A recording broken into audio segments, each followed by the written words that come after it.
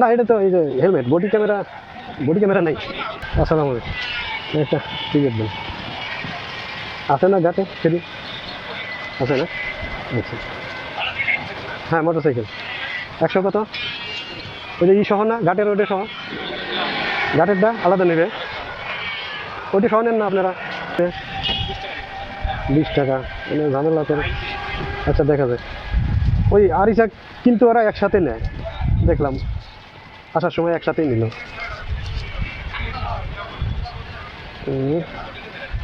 হ্যাঁ, এটা না, এটা তো এই যে হেলমেট, বডি ক্যামেরা নাই।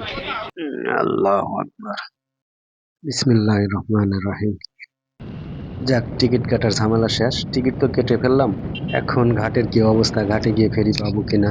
বন্ধুরা, 170 টাকা মোট লাগবে আমার এই ঘাট পার হইতে। ফেরির জন্য লাগবে 150 টাকা টিকিট, এটা আপনারা দেখতে পারলেন ভিডিওর মাধ্যমেই। আর সামনে টোল নেবে 20 টাকা, সামনে এটা দিতে হবে। যখন আমি ফেরিতে উঠবো, এই ওঠার পূর্বেই এই টাকাটা আমাকে পরিশোধ করতে হবে ওখানে। এই ঘাটের টোল আদায় করার পরেই আমাকে ফেরিতে ওঠার অনুমোদন পাবো। টোলটা আদায় হয় ঠিক ফেরিঘাটের ওখানেই। এখানে যে 20 টাকা নেবে, এটা ঘাটের টোল। ঘাটে তো ফেরি একটা দেখা যাচ্ছে, দেখা যাক কখন ছাড়ে, আগে পৌঁছাই গিয়া তারপরে। ততক্ষণের সাথেই থাকুন বন্ধুরা।